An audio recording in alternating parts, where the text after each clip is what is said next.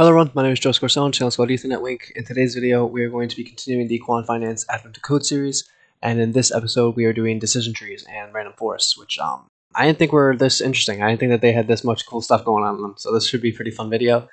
And yeah, we're gonna get right into it. We don't have that many yet. We don't have that many left, but this is my ex. I'd appreciate if you guys check this out, so that way you guys can get updates and get you guys will listen when we hop on Spaces. And if you guys like to actively trade the algorithm with Lux Algo, might be something for you. If you don't like the visuals and how all these numbers and stuff like that look, I have a update coming out with Lux Algo to make this all a bit prettier.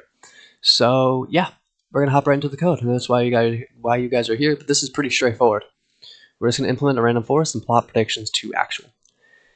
Now, if you guys have been watching this for a bit, you'd know about the get data, and I honestly had just AI add awesome comments to this stuff, so that way I just prompted ChatGPT as like add better comments to this code because I just wanted to have an easier time explaining it, and I think that you guys would appreciate this as well when I put it in the GitHub. But yeah, I think that it's just a better thing to have. But so if you guys have been watching this for a little bit, you'd be familiar with the get data and stuff like that. But it's just functions to get a dictionary with tickers and data frames. The cache would be contextual if you have like an actual web app that doesn't turn off and you already made a connection or you already got the data for QQQ and somebody else requested it right after. Well, you just can get it from memory. You don't have to make a connection all over again. Regardless, though, for all the tickers and data frames, we're just viewing queues in this video. We are just getting our log returns, sequencing it to X and Y. Sequence is right here. We're just splitting up into X and Y. Then we're going to split it into training and testing data and then scale it. I'm using 30% for my training and testing. You guys could use whatever you want, but that's all that is. And then we're actually going to get our decision tree, fit it, and predict with it. So let's go through. So our decision tree class implements a decision tree classifier. Sweet. But so now let's talk about these nodes first, because each node has a feature, a threshold, a left and a right, and a value. If the value doesn't have, if there is no label, then the class is not, then the node is not a leaf. If there is no label, then the node is just a node. If there is a label, then the node is a leaf. Let me just close this really quick so I don't get interrupted. But yeah, these are what our decision tree is going to implement these nodes to it. So that way we can store value and know where to traverse it. Because the feature is the index of the feature used to split. Because the feature, remember, it's a bunch of different stuff from our data. And so then if it's a leaf node, if the value is not none, regardless, our threshold to know if we should split our data or not, and then left and right other nodes. So now our decision tree implements all of this, right? So we have our minimum samples to split at a node, our maximum depth, number of features, and our root, which is the start of the tree. So when we go through and we fit it, we get our number of features from X. And then we just use this grow tree function to grow the tree with our X and Y data. We just kind of set this right here so that way we know what we're working with. So we're going to grow our tree. We're going to get our samples and our features as x.shape, get our labels as all the unique Ys, or the length of all the unique Ys, like a labels count pretty much.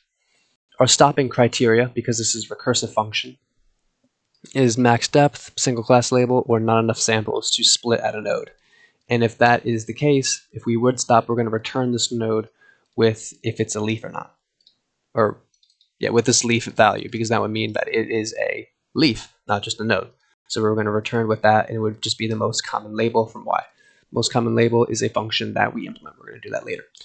But say we're going to randomly select a subset of features to consider for the split.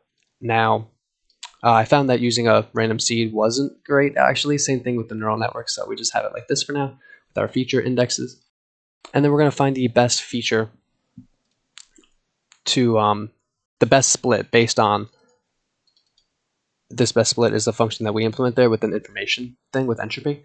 So we're going to get to that later. But with this random one, we're going to find out which would be the best feature to split from here. And so we get our best feature and our best threshold, and then we get the indexes for that, split it again. This isn't split yet. Split is another function that we're going to implement. And then we just set it to be a right and a left, and then return a node with the best feature or not. And this is the recursiveness in it, where it calls itself.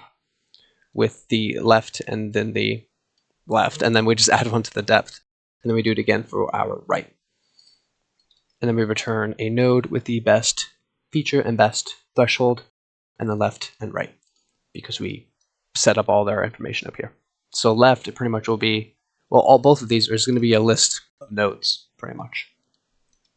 So yeah, our best split, actually, which one do we use first? We'll do it like that. I think we used best split first, yeah? Yeah, so okay, yeah, we'll talk about best split next. So we're gonna see if we can actually gain information from the direction that we're gonna go in. So pretty much just gonna loop through. We set this initialize to be -1, split index and our split threshold.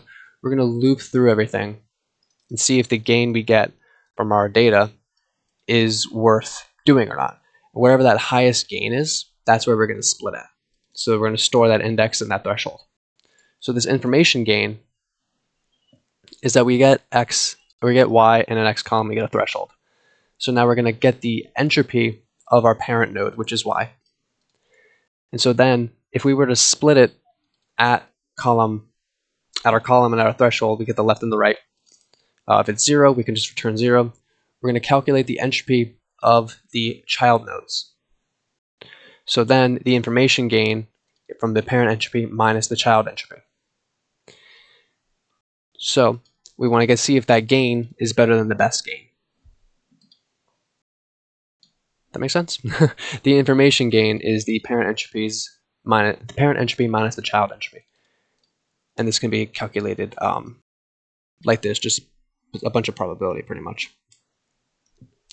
So then if we split it, this is just like splitting exactly what you think it is splitting. We're just splitting it into lists or to numpy arrays. So it's just where X column is less than or equal to split threshold, and when the X is greater than it, that's our left and that's our right.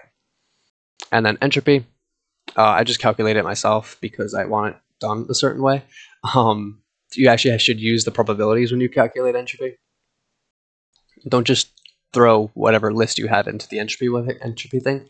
Get the amount of times everything appears, and then your probability is the amount of times everything appears over the amount of things.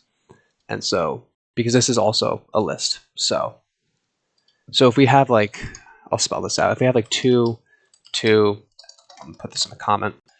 If we have like, and I'll leave this in here, so, but if we have like 1, 2, 2, 3, 4, yeah, we'll stick with that. Well, that means that we have 1, 1, 2, 2, 1, 3, and 1, 4. So then, and we have,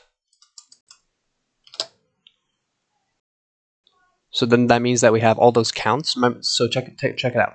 So we have 1, 2, 3, 4 things in this list. And we have 1, 2, 3, Ma don't count.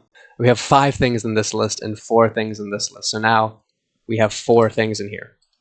So then it's going to be 1 over 4. So the probabilities is going to be, now I'm going to do this fractions. 1 over 4, 2 over 4, 1 over 4, and 1 over 4. We're going to take the entropy of this. Does that make sense?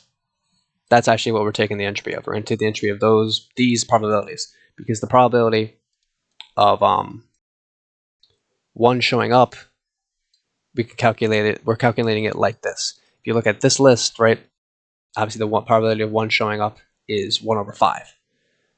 But we want to know how many times each thing appears. Actually, I lied to you because it's the sum of the counts. So it would be over 5. So then it will be over here. I don't know why I just tweaked out about that, because we have 1 plus 2 is 3, 4, 5. That is how this gets calculated pretty much, it's like this. And so then we take the entropy of this, so I'll wrap this. Entropy. That is how we actually, that is the actual entropy of this list though, not just entropy this. So we'll just say bang equals entropy of just that. That's actually what we're aiming to do here. So yeah, that's the entropy that we're returning. And so yeah, let's just go over most common label is just the counter for the y. We're importing counter to do this. So count the entropy, count the elements of the input. And so we're gonna get the most common one from that. We just have to make sure that the shaping is correct. So yeah, the most common label from our labels. And then predicting is we're gonna traverse the tree. And then, yeah, because X, we're doing it as a list. So that way we can plot it, right? So if we were just gonna do a single thing, then we obviously would, then the list would just be of 1. So it doesn't really matter anyway, but we're gonna traverse the tree for our prediction. So if it's a leaf node, we can just return the node's value. If it's not, we're gonna recur to the left or right child based on the feature value. So if less than the threshold, go left, over it, go right, and try again, basically. So yeah, that's all pretty much. We're just gonna make sure that we always gain information. We're always going in a direction that's contextual in the tree. And then so that way, when we set those nodes there, they actually make sense. So that way when we want to predict, we can either just use the node's value or know what direction to go in. So if we were to run this, take a sip of water.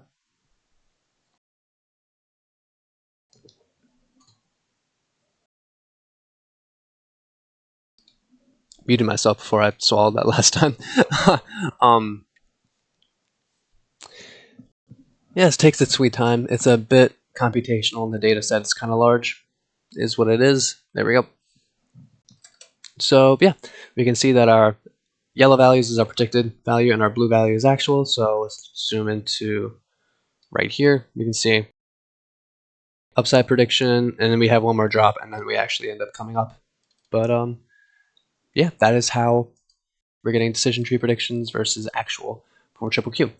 And if you guys are confused about the actual, this is the actual log returns. And so this is pretty much just predicting positive or negative returns.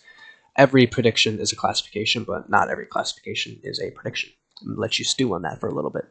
But yeah, this is the code that we actually use to implement all of this. I didn't think it was that useful to use trees like this, but when you use it with a sense of information gain, could be really, really cool. It feels me, this algorithm. I like it. I like looking at it. But yeah, I just hope that you guys enjoyed this video. Hope that you guys learned something. In the next video, we're going to gradient boost it, and then it's going to have 2 videos about XG boosts, and then that'll be it. I was very naive with how easily I'd be able to do natural language processing from scratch.